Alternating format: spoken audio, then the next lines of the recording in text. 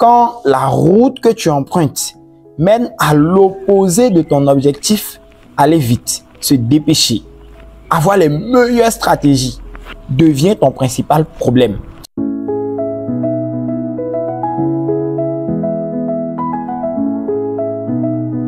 Atteindre ton objectif va entraîner ta ruine. Je vais te donner des exemples tristes de la vie pour que tu comprennes mon propos. Imaginez une personne qui fait 20 ans d'études de médecine et après être devenu médecin, il se rend compte que en fait, il aurait préféré être avocat.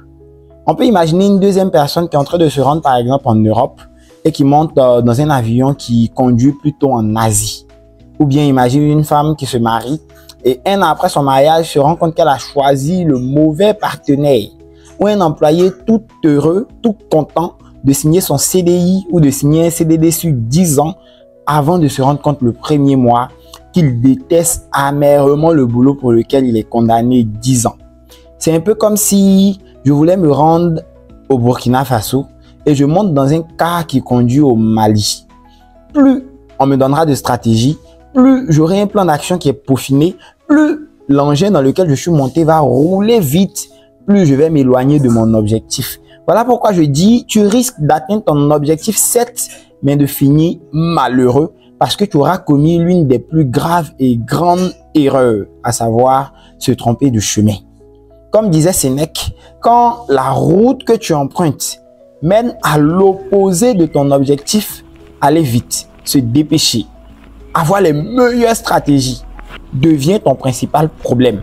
Donc, avant de commencer à courir, avant de choisir de te confier à X, Y, à Z, de demander à Z coach, à formateur, de t'aider à atteindre un objectif, pose-toi et détermine si tu as choisi le bon objectif. Comprends que ce que tu veux poursuivre est plus important que comment le poursuivre. Le quoi, le pourquoi doit venir avant le comment.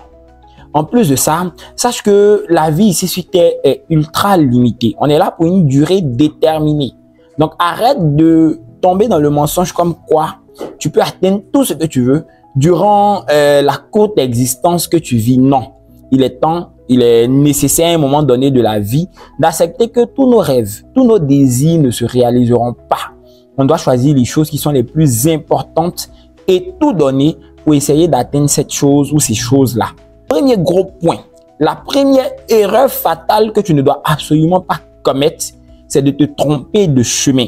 Si tu es conscient du fait que te tromper de chemin peut être préjudiciable, peut rendre inutile tout le temps, tout l'effort, tout l'argent, toutes les stratégies que tu vas investir, alors j'ai envie de te partager quelques astuces pour être sûr d'aller dans la bonne direction. Parce que aller dans la bonne direction est prioritaire, parce que quand on est dans la mauvaise direction, aller vite, se dépêcher devient notre principal problème.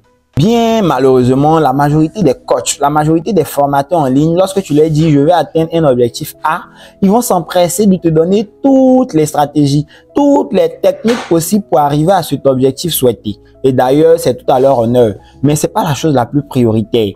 Ta première vocation, ton premier objectif, ta première problématique doit être de t'assurer que tu es sur le bon chemin.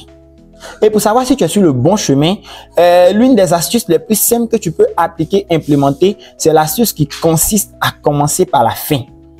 Prenons l'exemple de quelqu'un qui veut devenir médecin. Plutôt que de courir pour aller faire des études de médecine, d'aller gaspiller son temps, son énergie, son argent à vouloir devenir médecin, il doit commencer par la fin.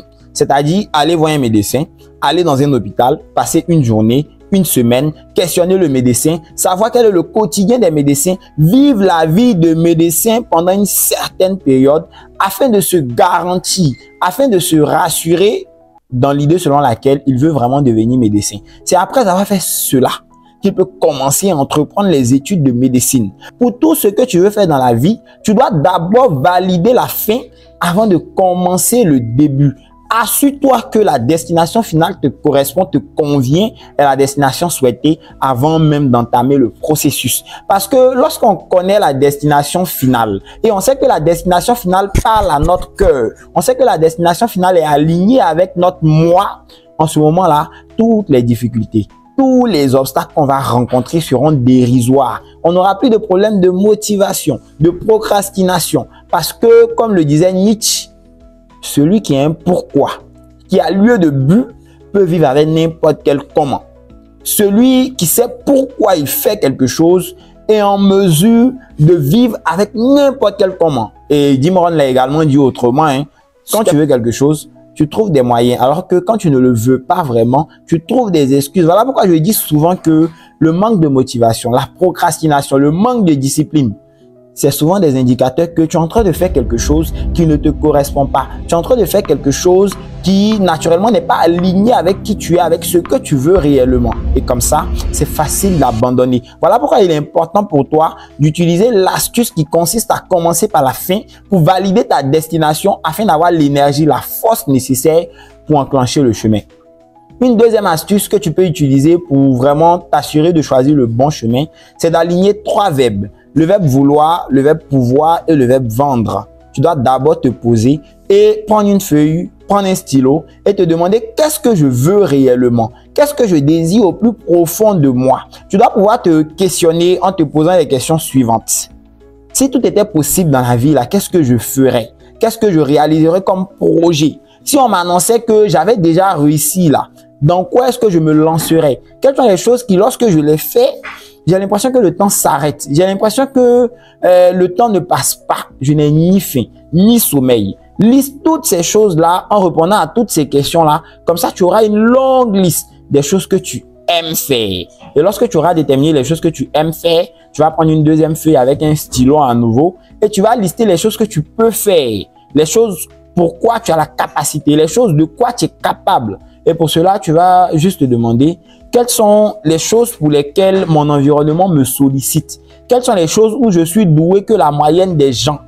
Quelles sont les choses qui ont une apparence de facilité pour moi alors que ça paraît difficile pour les autres. Tu vas lister ainsi les choses que tu peux faire. Donc le verbe vouloir, les choses que je veux faire. Le verbe pouvoir, les choses que je peux faire. Il peut arriver que sur ta liste des choses que tu veux profondément, tu te rends compte qu'il y a certaines choses que tu veux, que tu ne peux pas nécessairement.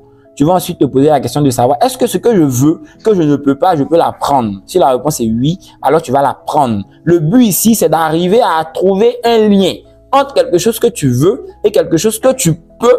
Et en troisième lieu, on va trouver le moyen de vendre tout ça. Par exemple, j'aime écrire. Je peux écrire, je sais écrire. Donc, par conséquent, j'écris des e-books et je les vends. J'aime parler en public, je sais parler en public, je peux devenir formateur en art oratoire. J'aime cuisiner, je sais cuisiner, je peux former d'autres personnes à la cuisine et me faire payer en retour. Je peux ouvrir un restaurant où je cuisine et gagner de l'argent. Donc le but ici, c'est d'aligner le verbe vouloir, le verbe pouvoir et de vendre cela. Et c'est comme ça qu'on arrive finalement à faire quelque chose qui est aligné avec nous, à faire quelque chose dans quoi on est épanoui, dans quoi on n'a pas l'impression de travailler, donc on est naturellement tout le temps motivé.